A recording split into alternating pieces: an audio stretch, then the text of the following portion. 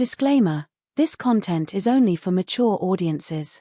Viewer discretion is advised. I never thought I'd be in this position, staring at my husband across the dinner table, my heart racing, my mind filled with 1,000 doubts. It started as a simple conversation, something casual, something I brushed off at first. But now, here we were, deep in a discussion that I never imagined I would entertain. And the craziest part? A small part of me was actually considering it. Marriage is built on trust, on compromise, on understanding. At least, that's what I always believed. My husband, Daniel, has always been the kind of man who knows how to present an argument, how to make me see things from a perspective I never considered. And tonight, he was doing exactly that. His voice was calm, his eyes steady, but I could sense the anticipation in them. He was waiting for my response. I shifted in my seat, staring down at my half-empty plate, pushing my fork through the remnants of dinner as my mind raced. This wasn't like deciding where to go on vacation or what color to paint the bedroom walls. This was different. Bigger. It had the potential to change things between us. And yet, he made it sound so reasonable. So harmless. A part of me wanted to shut the conversation down immediately, to laugh it off and pretend it never came up. But another part, the part that had spent years trusting him, growing with him, loving him, was hesitating. Because deep down, I knew Daniel wouldn't have brought this up if he didn't truly believe it was the right thing for us. But was it? I looked up at him, searching his face for something, reassurance, maybe. He gave me that small, knowing smile, the one that always made me feel safe. Just think about it, he said softly, reaching for my hand. And that was the moment I realized, maybe I already was. What would you have done in my place? Would you have entertained the idea or shut it down immediately? Let me know in the comments, and don't forget to subscribe for the next part, because trust me, this story is just getting started. I couldn't sleep that night. No matter how many times I turned over, pulled the blanket tighter around me, or tried to focus on the steady sound of Daniel's breathing beside me, my mind wouldn't quiet down. His words kept replaying over and over, twisting and turning in my thoughts. Just think about it, he had said, his voice so calm, so sure. But how could I not think about it? I turned my head slightly, looking at him in the dim glow of the bedside lamp. He looked peaceful, completely at ease. As if he had no doubts about what he had asked of me. As if he knew I would eventually say yes. And maybe that was what unsettled me the most. Did he already believe I was convinced? Was he so sure of me, of us, that he knew I wouldn't refuse? I sighed, slipping out of bed as quietly as I could. I needed air, space to clear my head. The floor was cool beneath my feet as I padded down the hallway and into the kitchen. I poured myself a glass of water, staring blankly out the window. The city outside was alive even at this hour, headlights flashing, distant sounds of laughter and conversation drifting up from the street below. It felt strange, knowing the world was going on as usual while I stood here, trapped in my own thoughts, feeling like my life had just shifted in some unseen way. Maybe I was overthinking it. Maybe I was making it bigger in my head than it actually was. But that's the thing about marriage, it's not just about the big moments. It's about the little choices, the small agreements, the things you say yes to, not realizing how much they might change things later. Daniel and I had always been solid. We had built our relationship on trust, on communication, on understanding. But this was new territory. A part of me wished I could just forget about it, pretend the conversation never happened. But another part, the part that loved him, that trusted him, was trying to understand. I leaned against the counter, closing my eyes for a moment. Was I being unreasonable? Was I holding on to an idea of what our marriage should be instead of seeing it for what it truly was, something evolving, something growing? The sound of soft footsteps behind me made me jump slightly. I turned to see Daniel standing in the doorway, his expression gentle but curious. "Couldn't sleep?" he asked, his voice low. I shook my head. He stepped closer, his warmth instantly familiar. "You're thinking too much," he murmured, brushing a strand of hair behind my ear. "How can I not?" I whispered back. He exhaled slowly, as if choosing his next words carefully. "I don't want to pressure you. I just want you to see it the way I do." That it could be good for us. I searched his face, trying to find the answer in his eyes. But all I found was the same quiet confidence he always carried. And for the first time, I wondered, was I afraid of the idea itself? Or was I afraid that deep down, I might actually agree with him?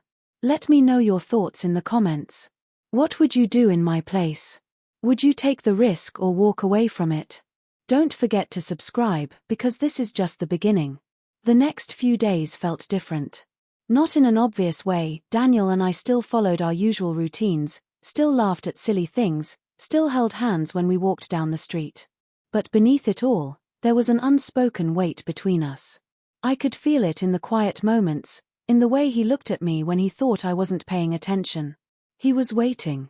I could tell he didn't want to bring it up again too soon. He was giving me space, letting me process. But the thing about marriage is, you know each other too well. And I knew that behind his patience, there was anticipation. The truth was, I still hadn't made up my mind. Some moments, I'd convince myself it wasn't a big deal, that maybe he was right and I was just overcomplicating things.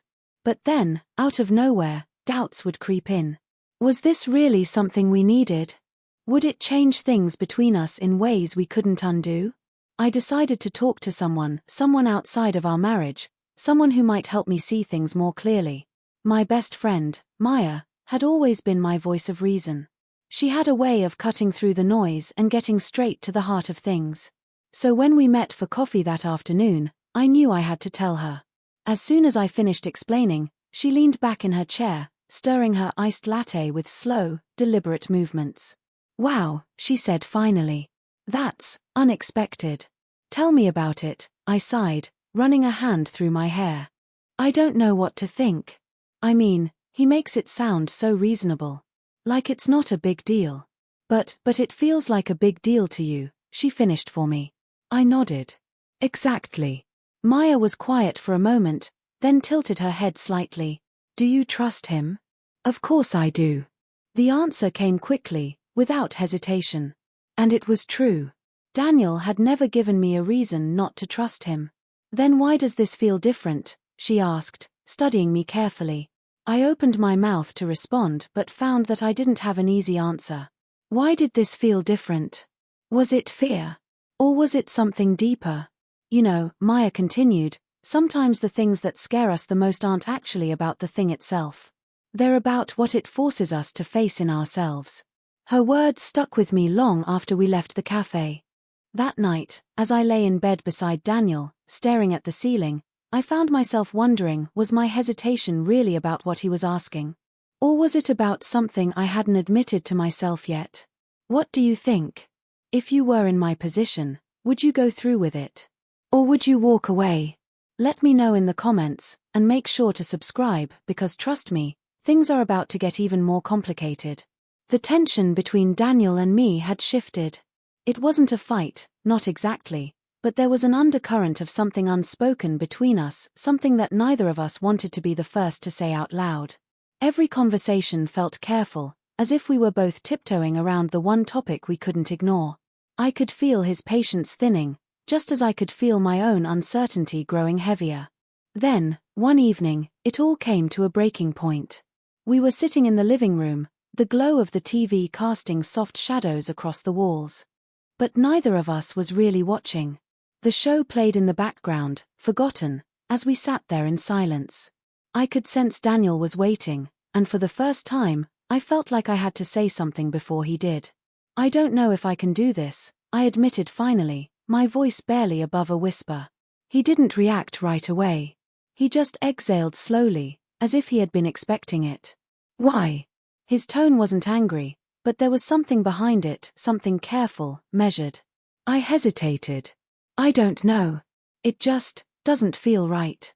Daniel leaned forward, resting his elbows on his knees, rubbing his hands together as if searching for the right words. "I hear you," he said, his voice calm. "But I need you to hear me too." I swallowed, nodding slightly, bracing myself. "This isn't about me pushing you into something," he continued. "I would never do that. But I also don't want fear to be the thing that holds you back. You trust me, right?" His words echoed what Maya had asked me. I wanted to say yes. And yet, something about this still unsettled me in a way I couldn't quite put into words. I do, I said carefully, watching his expression. But trusting you and trusting this are two different things. Daniel was quiet for a moment, as if weighing what I had just said. Then he nodded slowly. Okay. Then tell me, what exactly are you afraid of? I opened my mouth to answer, but nothing came out. Because that was the problem, I didn't know. It wasn't as simple as fear. It was a feeling, something deeper, something I couldn't define. He sighed and leaned back, running a hand through his hair. I need to know where we stand, he said finally, his voice quieter now. Because if you're not even willing to consider this, then maybe we're looking at things differently than I thought. His words sent a chill through me. This wasn't just about the decision anymore, this was about us. And suddenly, I realized the weight of what was really at stake. What would you do in my position? Would you take the risk? Or would you walk away from it all? Let me know in the comments, and don't forget to subscribe because the hardest decision is still yet to come. The room felt heavier after Daniel's words, like the air itself had thickened between us. My heart pounded as I realized just how much this moment mattered. This wasn't just about the decision anymore, it was about us, about whether we were truly on the same path or if we had been fooling ourselves all along. I took a slow breath, trying to steady myself. I'm not saying no, I said carefully. I need to understand why this is so important to you. Daniel's jaw tightened for a second, but then he nodded, his expression softening. Because I see something you don't, he said, his voice quiet but sure. I see what this could mean for us, for our future. And I don't want you to say no just because it's unfamiliar or uncomfortable. I searched his face, trying to see beyond the words. He wasn't just asking me to agree to something. He was asking me to trust him in a way I never had before. And that terrified me. Because if I said yes and it went wrong, what would that mean for us? I glanced away, my fingers tightening around the edge of the couch. And if I say no? Daniel didn't answer right away. He looked at me, really looked at me, like he was trying to read something in my expression that I wasn't saying out loud. Then, finally, he sighed. Then I'll accept it. But I won't lie, it would change things for me. That hit harder than I expected. Not because it was a threat, but because it was the truth. Whether I said yes or no, something between us had already shifted. The way we looked at each other, the way we navigated this moment, it felt like we were standing on opposite sides of a bridge, waiting to see if the other person would take a step forward or turn away entirely. And then, suddenly, I realized something. The fear I was feeling, it wasn't just about the decision. It was about what it meant for us. If I couldn't take this step with him, would that mean we weren't as strong as I thought? I took a shaky breath and finally met his eyes. Okay. His brows lifted slightly. Okay. I'll do it, I said, my voice more certain than I expected. Not because I'm fully convinced, but because I trust you. And I trust us. For the first time in days, Daniel's expression softened completely. He reached for my hand, squeezing it tightly. That's all I needed to hear. I exhaled, feeling the weight in my chest begin to lift. But just as I thought the moment was settling, my phone buzzed on the table. I reached for it without thinking, but the second I saw the message on the screen, my breath caught. Are you sure about this? Because there's something Daniel hasn't told you. I felt the blood drain from my face. My hands trembled as I stared at the message, my mind racing with 100 possibilities. I slowly turned to look at Daniel, but he was already watching me, his expression unreadable. What was he hiding? Tell me in the comments, what do you think Daniel hasn't told me? Drop your theories below and don't forget to subscribe, because this story is far from over. Daniel's eyes stayed locked on mine, but he didn't say a word. My pulse raced as I turned the phone screen toward him, my fingers gripping it tightly. Who sent this? My voice came out steadier than I expected, but inside, I was unraveling. He glanced at the message, his expression unreadable. Then he leaned back slightly, running a hand through his hair. I was going to tell you, he said finally. I didn't want it to change how you saw this. My stomach twisted. Tell me what, Daniel? He exhaled and looked at me, and for the first time, I saw hesitation in his eyes.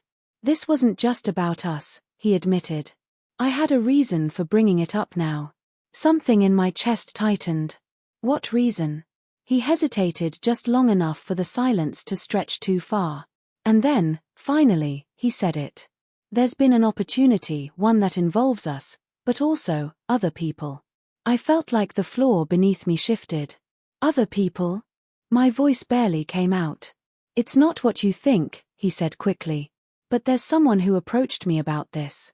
They knew we'd talked about it, and he stopped himself, as if realizing how it sounded. They wanted to be involved. I shook my head, trying to process his words. So this wasn't just an idea between us?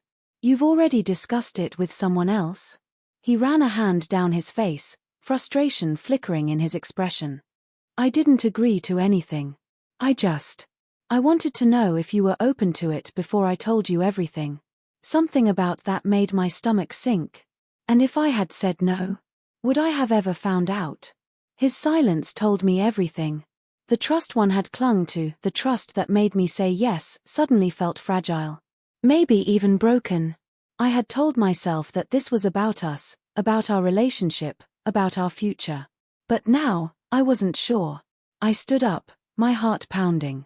I need time to think. Daniel watched me carefully, but he didn't try to stop me as I grabbed my phone and walked toward the bedroom. The walls of our apartment suddenly felt smaller, the air heavier. That night, I lay awake, staring at the ceiling, realizing that no matter what decision I made, nothing between us would ever be the same again. What would you have done in my place? Do you think trust can be rebuilt after something like this? Let me know in the comments, and don't forget to like and subscribe if you want to see where this story goes next.